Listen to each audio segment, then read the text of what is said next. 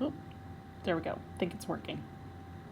Okay, so here we are, grade 6. In our last history video, we have a lot of events to cover still.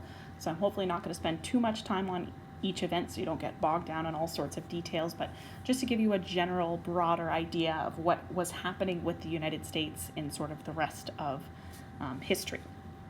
So before we begin, though, I have to help you understand two perhaps new words. The words are capitalism and communism. And capitalism and communism are two words to describe sort of opposite views on how to structure society. Okay, so let's start with capitalism. The United States is a capitalist country, which means that, well, actually, let's just start with the example. So I've got two stickmen here. One is named Bob and one is named Steve. Now let's say Bob studied really hard, he went to university for years and years, and he has a really good job. Let's say he's a brain surgeon Bob.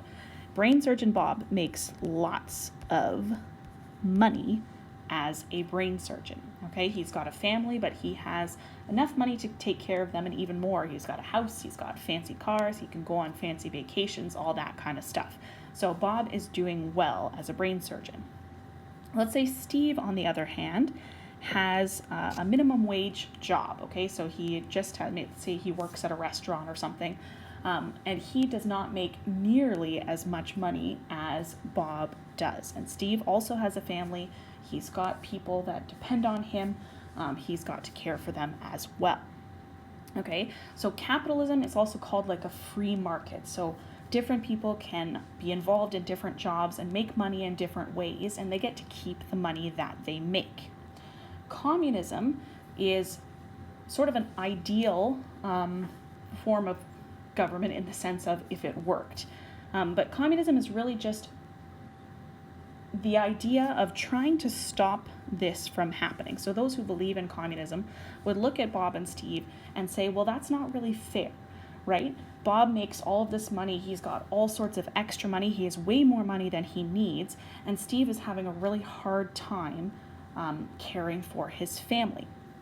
So the idea of communism is that all the wealth goes through the government. That's what this gov stands for.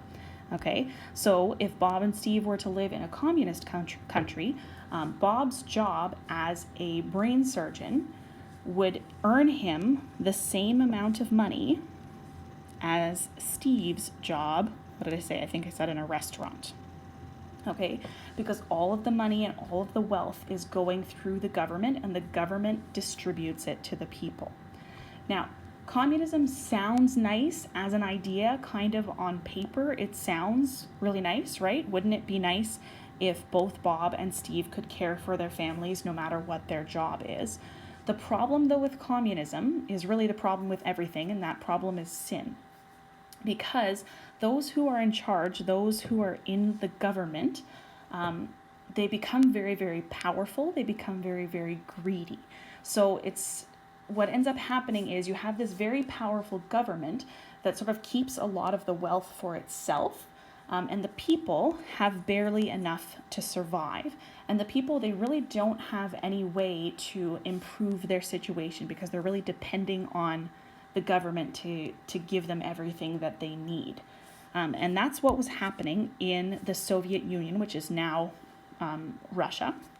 We have a man who's in charge right up here. He's called Joseph Stalin, and he was one of these communist leaders. And the people in the Soviet Union had a really, really terrible existence under his communist rule. They didn't have the things that they needed. They were very poor, living really in poverty. And if they had any idea about speaking out against the government or saying anything negative about him, he could very easily call upon, he had a secret police service, he could just arrest anybody and throw them into prison or even kill them without a trial or anything like that. So not a very nice place to live. Now, what happened was, or what came to be known as the Cold War, which was really a name for, and I don't even really want to call it a conflict because conflict makes it sound like there were battles. The Cold War was a war with no battles. But really what it was tension between the two superpowers. Your reading calls them superpowers.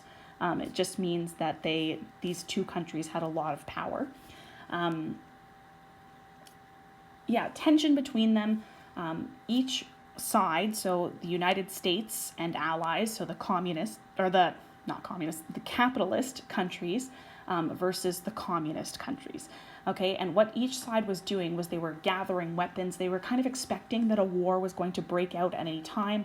There was lots of spying going on between the two sides, things like that. So the Cold War, really important to know, there weren't any actual battles, but it was a time when everybody really expected that a battle would break out at any moment between these two very, very powerful countries. All right, so I think actually, hang on here. I think my slides are out of order. Just give me a brief moment to figure that out. Yes, because we should have the United Nations. Oops, that's my bad. Sorry, guys. Now you've got to...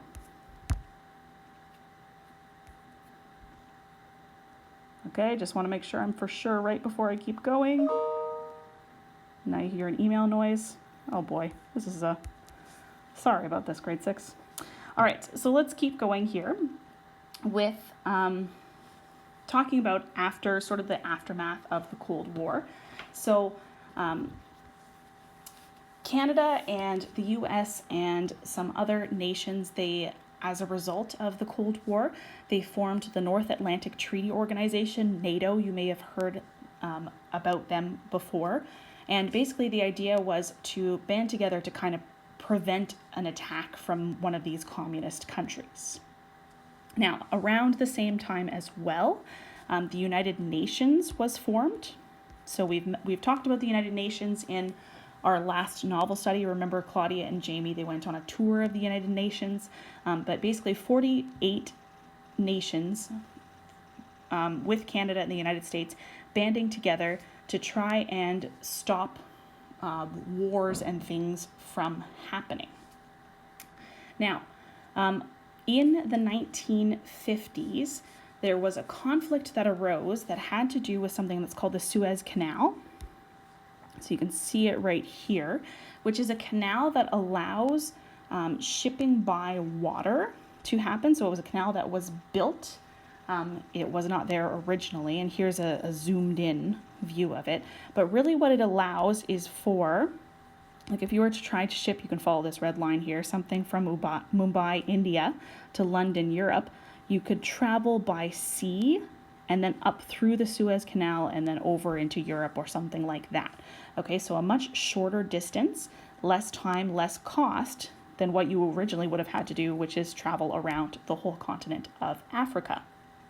Now, there started a conflict there where Egypt was not going to allow Israel to use that shipping route. And then all sorts of other countries were starting to get involved because, this affects them as well if the Suez Canal were to be blocked, that kind of thing. So there was potential for a large